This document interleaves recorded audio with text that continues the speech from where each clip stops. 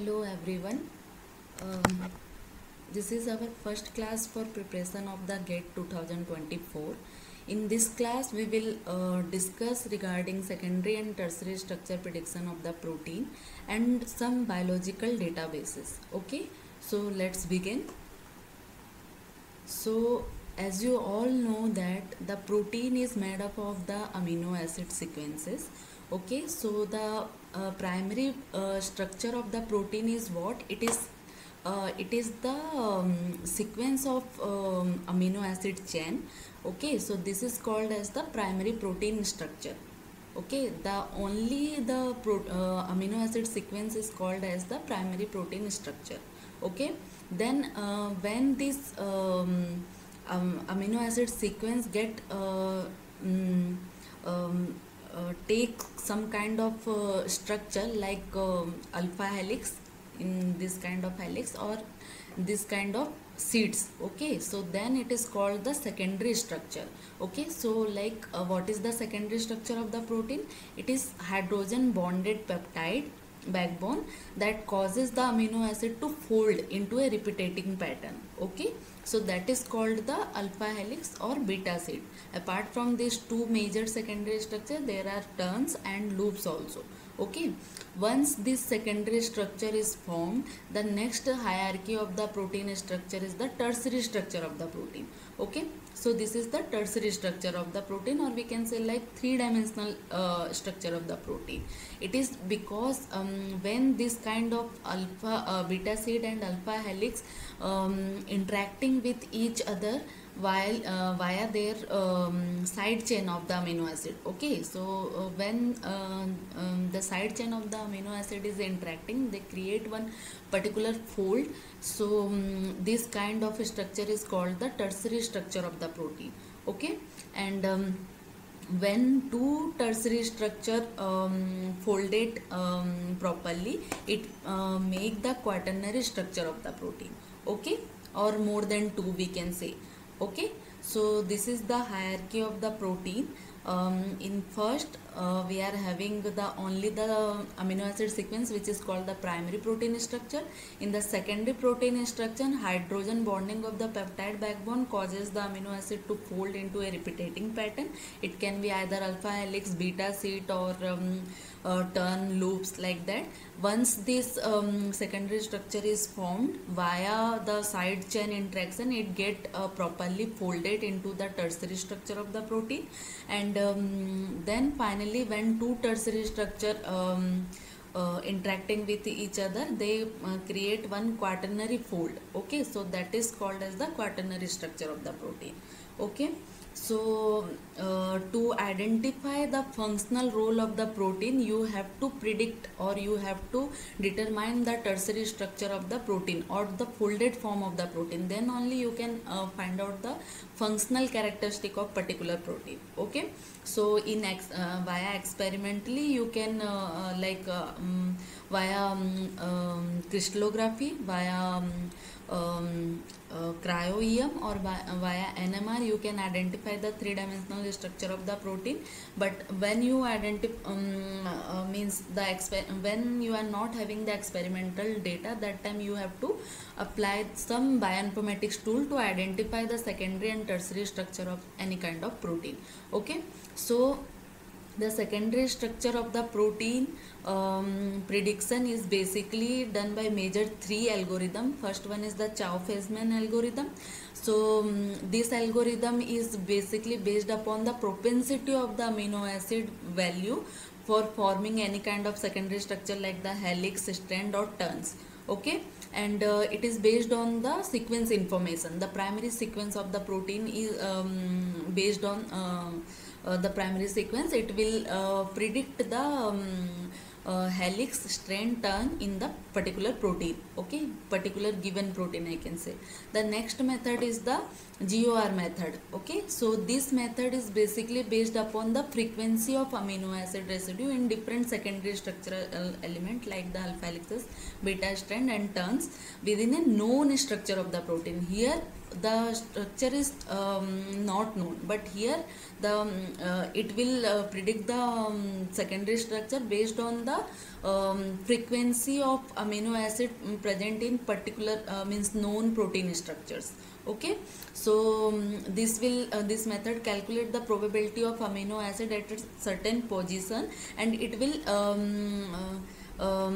being part of a specific secondary structure based on the frequency of neighboring amino acid residue in known structures. Okay, so it will depend upon some known structure of the protein. Okay, whereas this Chow-Feldman algorithm is depend on the propensity of the amino acid. Okay, and the third method is the machine learning method.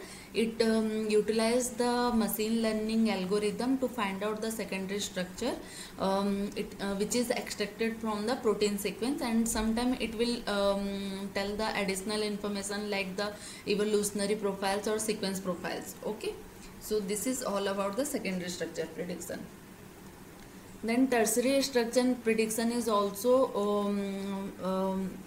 done by majorly three types. First one is the homology modeling, which is majorly preferred and it is most reliable because it is template dependent. Okay, so when you are having proper close homologue of homologous protein, that time you will apply this homology modeling for creating your own protein structure. Okay, and it is possible only when the template is available. Okay, so once suppose your template is not available, that time it doesn't mean like you can't predict the tertiary structure of the protein.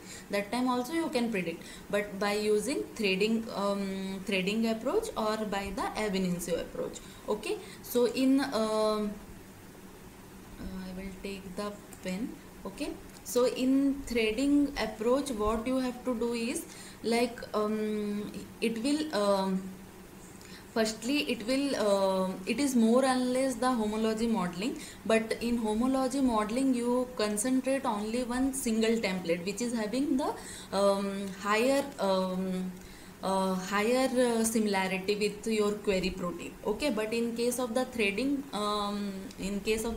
method, the template is present as a varying range. Okay, you are not concentrated upon a single template. It search all the databases. How it perform, like suppose this is your protein sequence, so it will break down this sequence into little fragments, and each fragment is searched in a big protein databases, and wherever this fragment is found homologous to any kind of protein structure, it will predict the this particular fragment structure according to that match. Okay, so this is the threading approach. In case of the ab initio method, what it does is it is not depending upon like similarity or any kind of closeness. It will basically, what will do in this algorithm is it will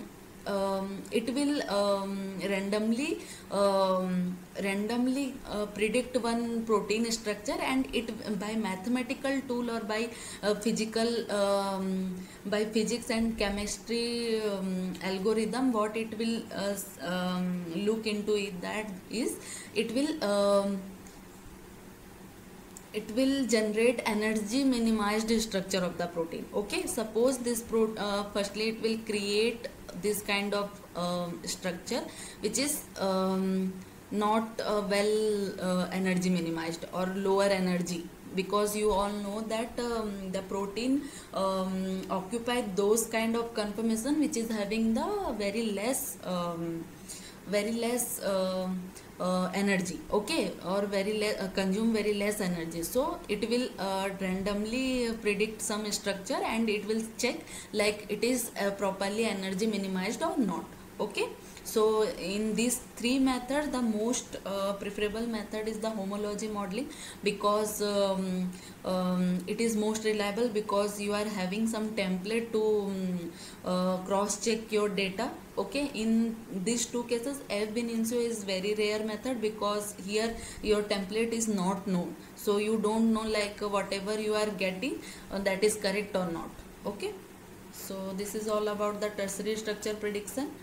Then some biological databases, if we will see why we need the biological databases. If you want to check the any functional characteristic, any evolutionary relationship between the proteins, and any conserved motif, any domains within the protein, that time you need the databases. Okay, so it is a collection of biological data arranged in a computer readable form that enhance the speed of search and retrieval, and it is convenient to use. Okay, so this type of databases is called the biological databases. Obviously it is related to the biomolecules, then only it is called as the biological databases. Okay, and a good databases should be updated regularly. Okay, the information should be updated regularly. Okay, then there are different type of biological databases. First one is the primary databases, secondary databases, and derived databases. Okay, so what is the primary databases? Primary databases are derived basically from the direct experimental results. Okay, so whatever experiment you have performed and whatever result you got, that is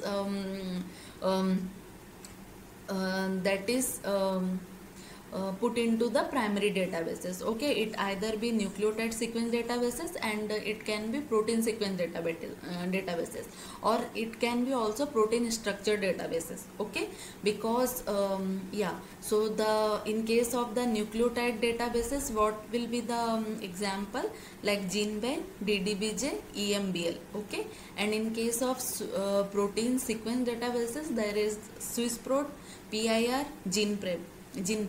Okay, and in case of the protein structure databases, that is the PDB.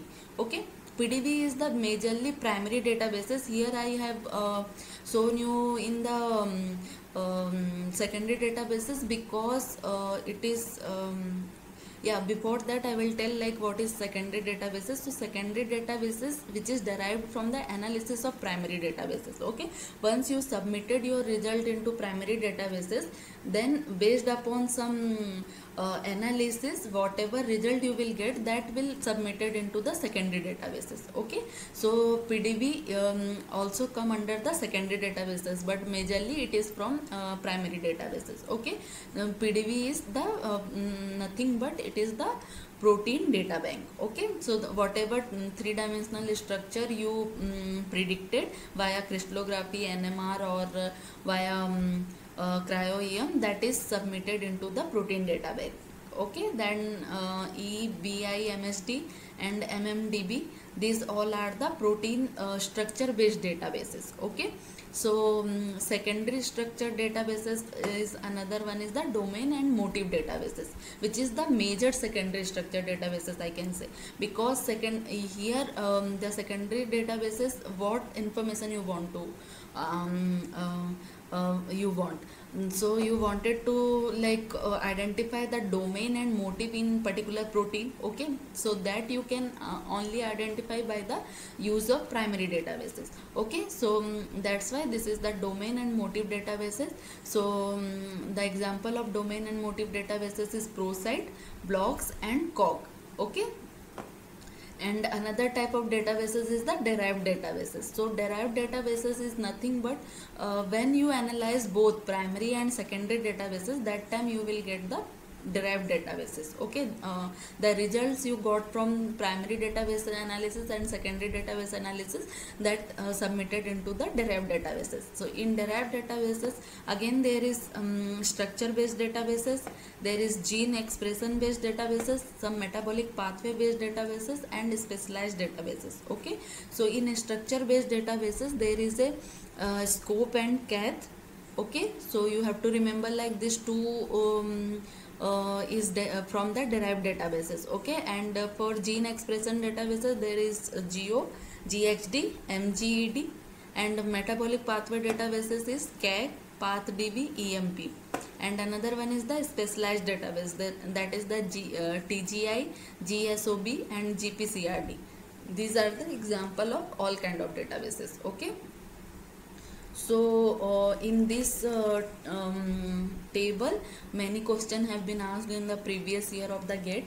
So we will look in upcoming slide what kind of question they asked. Okay, so little bit I will give some little bit more information about these databases. Okay, so firstly the motive databases. Okay, so because in the primary databases we know that this is the nucleotide sequence databases is present.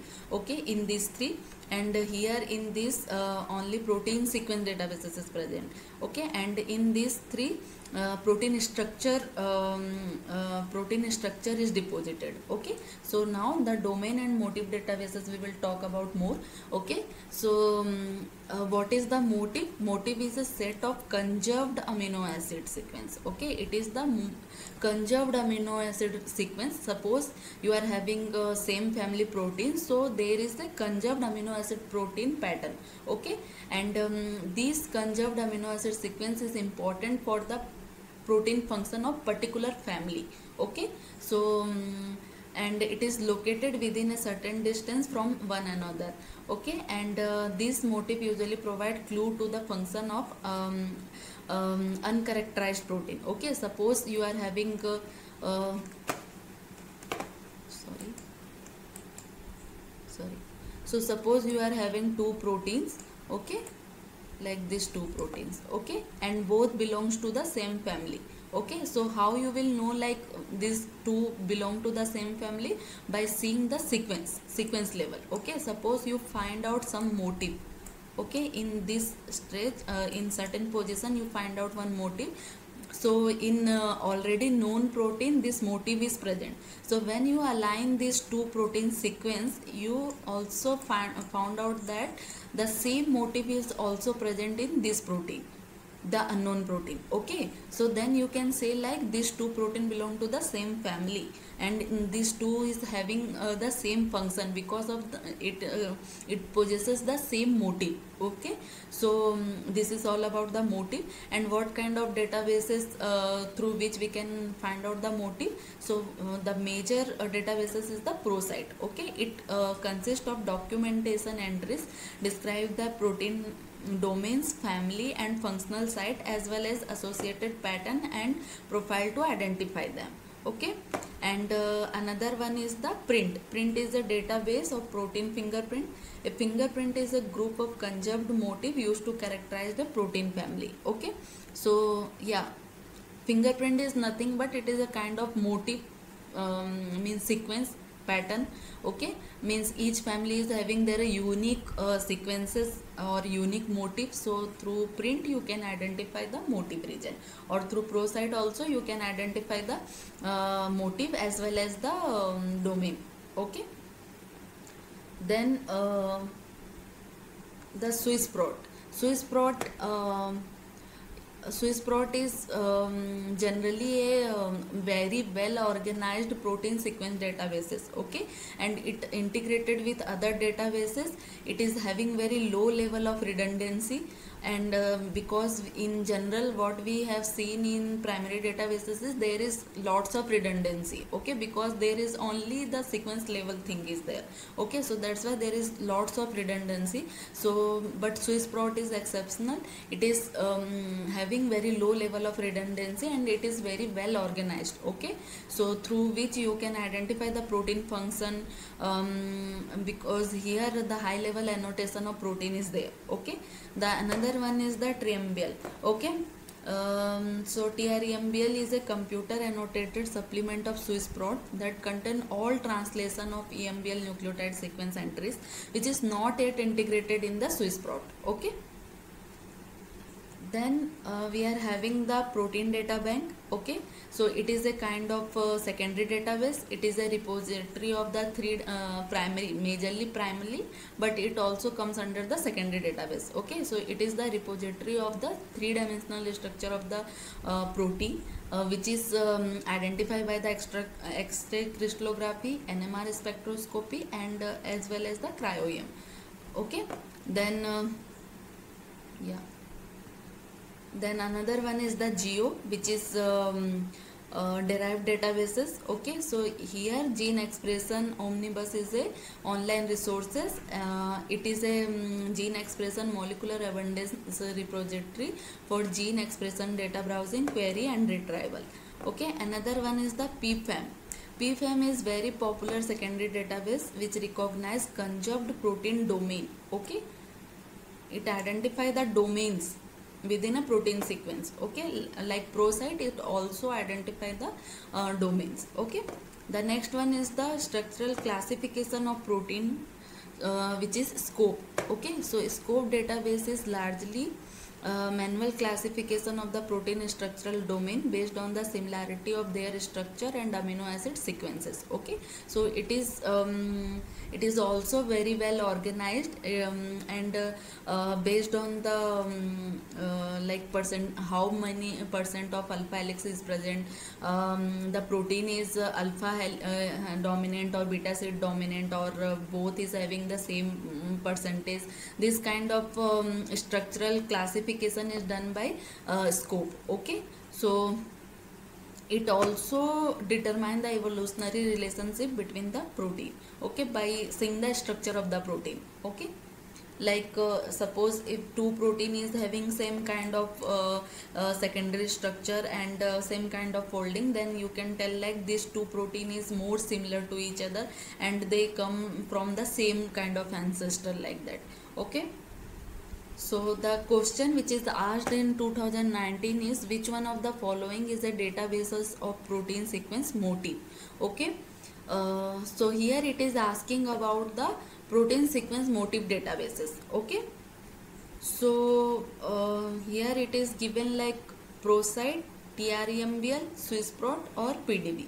Okay, there are four options.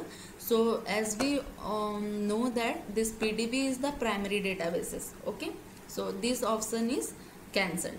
PDB, this protein data bank general, it is the primary database as well as the secondary database, but majorly it is the primary databases. Okay, so here it is asking about the motif.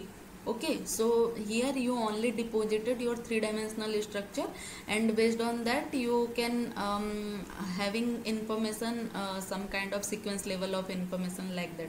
Okay, and SwissProt is also primary database of protein sequence. Okay, and TREMBL we have seen like it is the computational annotation of protein sequence which is not reported in the SwissProt. Okay, so only remaining database is the ProSite. Okay, so the correct answer of this question will be ProSite.